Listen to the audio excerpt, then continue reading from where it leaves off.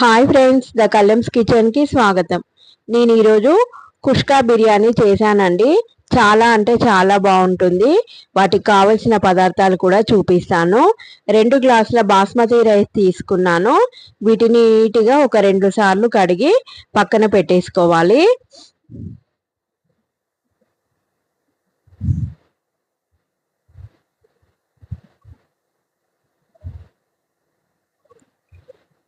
ఒక టమాటా, ఒక పెద్ద సైజు ఉల్లిపాయ, పచ్చిమిర్చి, బిర్యానీ ఆకు, స్టార్ పువ్వులు, లవంగాలు, యాలకులు, దాల్చిన చెక్క, సోంపు, కారము, పెరుగు,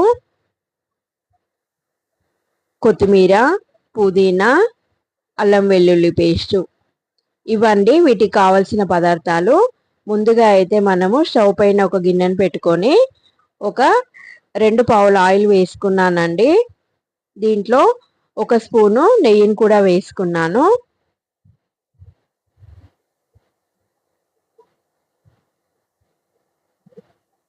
నెయ్యి కూడా కరిగిపోయిందండి. ఇప్పుడు మనము కట్ చేసిన ఉల్లిపాయలు ఇందులో వేసుకోవాలి.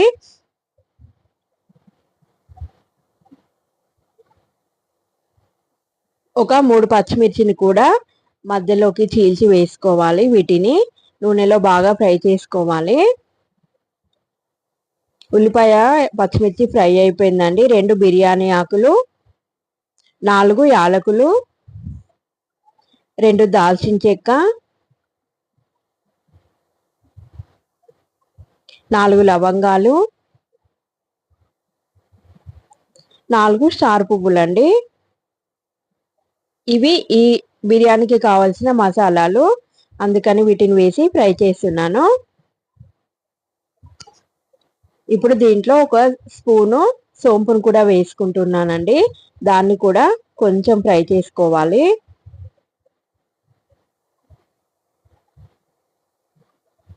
ఇప్పుడు అల్లం వెల్లుల్లి పేస్ట్ కూడా ఒక స్పూన్ వేసుకుంటున్నాను. దీన్ని కూడా పచ్చివాసన పోయి మంచి ఫ్లేవర్ వచ్చే వరకు నూనెలో ఫ్రై చేసుకోవాలి.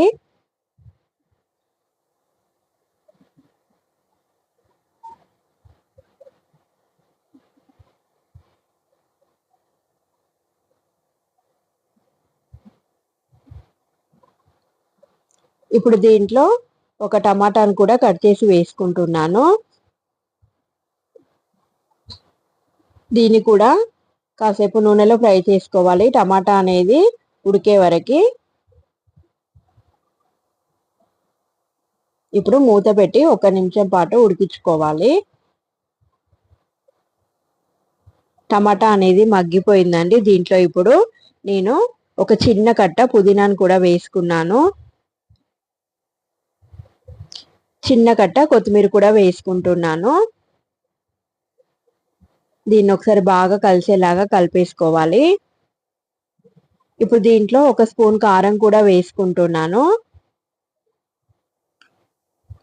పావు స్పూను గరం మసాలా. అంతా బాగా కలిసేలాగా కలుపుకోవాలి.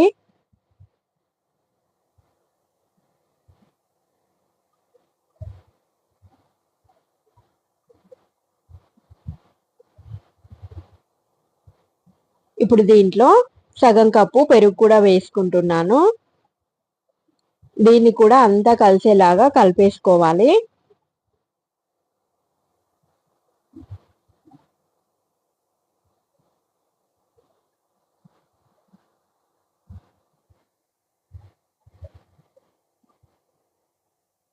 ఇప్పుడు రుచికి తగ్గట్టు సాల్ట్ వేసుకుంటున్నాను. మీ రుచికి తగ్గట్టు మీరు వేసుకోండి.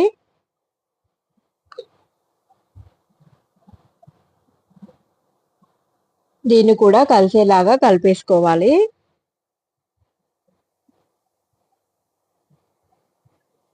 మూత పెట్టి కొంచెము పెరుగు నూనెలో ఉడికేలాగా ఉడికించిన తర్వాత ఇప్పుడు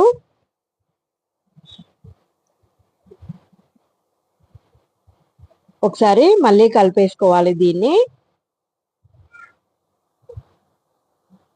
ఇప్పుడు మనము కడిగి నానబెట్టిన బియ్యాన్ని ఇందులో వేసుకున్నాను. దీన్ని ఒకసారి అంతా కలిసేలాగా కలుపుకోవాలి.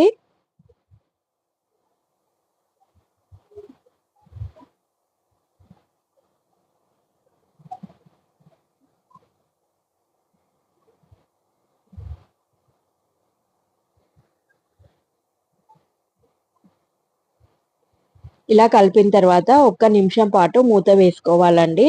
ఆ మసాలా అంతా ఈ బియ్యానికి బాగా పడుతుంది. అన్నం కూడా మనకి బాగా పొడి పొడిగా అవుతుంది. ఇప్పుడు ఒకసారి మళ్ళీ కలిపేద్దాము.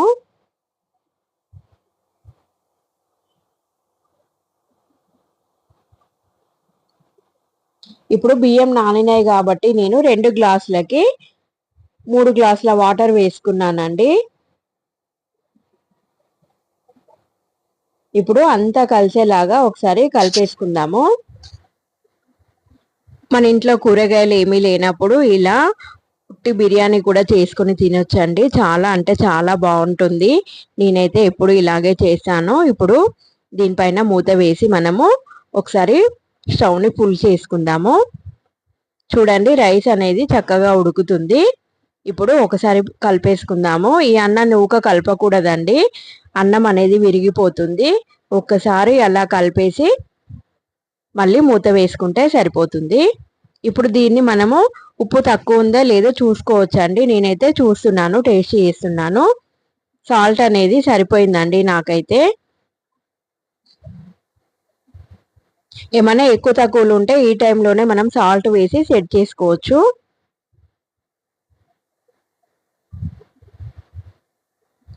చూడండి కుష్కా బిర్యానీ రెడీ అయిపోయిందండి. చాలా అన్నం కూడా పొడి పొడిగా ఎలా అయిందో చూడండి. చాలా అంటే చాలా బాగుంటుందండి ఈ బిర్యానీ.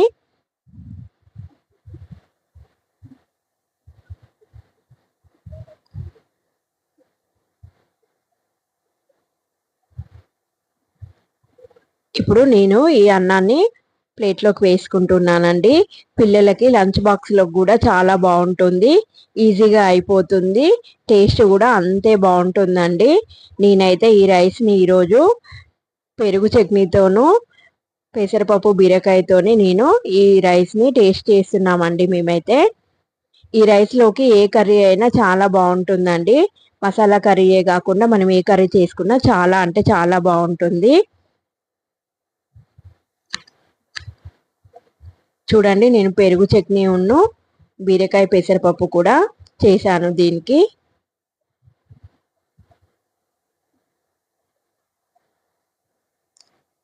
టేస్ట్ చాలా అంటే చాలా బాగుంటుందండి. మా వీడియో నచ్చినట్లయితే లైక్ చేయండి, షేర్ చేయండి, సబ్స్క్రైబ్ చేసుకోండి. మరొక మంచి వీడియోతో మళ్ళీ కలుద్దామండి. Bye friends.